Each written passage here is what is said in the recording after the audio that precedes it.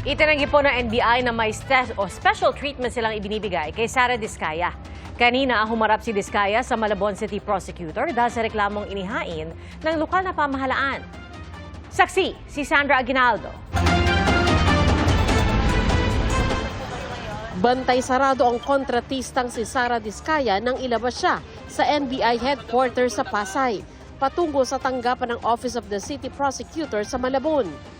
Ayon sa DOJ, humiling si Diskaya na pansamantalang makalabas para makadalo sa pagdinig, kaugnayan sa reklamo dahil sa walang permit na pagpapatayo ng barangay multipurpose building sa lupang pag-aari ng city government.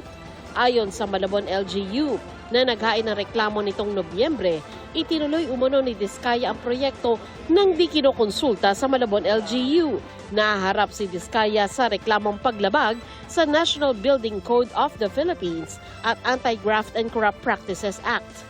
Alauna ng hapon ang pagdinig na tumagal lang ng 5 minuto. Agad din siyang umalis kasama ang mga taga-NBI. Tumanggi magkomento ang kampo ni Diskaya. Ayon sa NBI, anumang oras ay pwedeng umalis si Diskaya sa NBI dahil wala namang arrest warrant laban sa kanya. Noong December 9, kusang nagpunta si Diskaya sa NBI matapos i-anunsyo ni Pangulong Bongbong Marcos na magkakaroon ng warrant laban sa kanya dahil sa kinakaharap ng mga kaso kaugnay sa ghost flood control projects sa Davao Occidental. Ang DOJ, sinagot ang issue sa paggamit ng resources ng gobyerno sa pag-escort kay Diskaya. The fact that her liberty is now being restrained despite the absence of a warrant of arrest means that the government is actually taking steps forward to be able to make sure that she or any person involved in these cases are held accountable. Wala pong preferential treatment. Iniharap din ng DOJ sa media ang 40 million pesos cash na isinuko ni dating DPWH NCR District Engineer Gerard Opulencia. Bahagi yan ng 150 million pesos na ibabalik niya sa gobyerno bilang bahagi ng kanyang pag-a-apply para sa Witness Protection Program.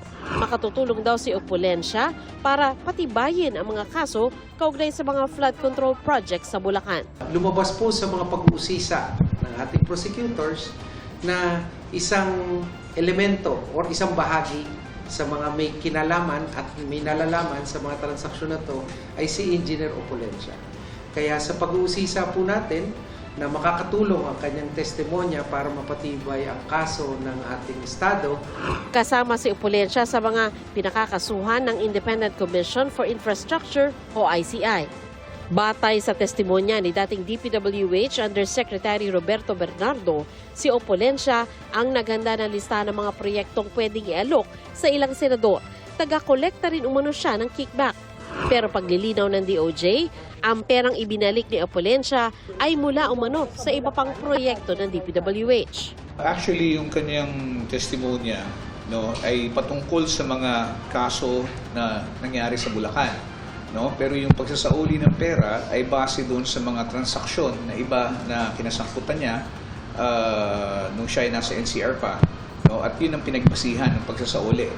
May provisional admission din si Opulencia sa WPP gaya ni Bernardo at ni dating DPWH District Engineer Henry Alcantara na nauna nang nagsauli ng 110 million pesos sa gobyerno. Para sa GMA Integrated News, ako si Sandra Aguinaldo, ang inyong saksi. Mga kapuso, maging una sa saksi. Mag-subscribe sa GMA Integrated News sa YouTube para sa iba't ibang balita.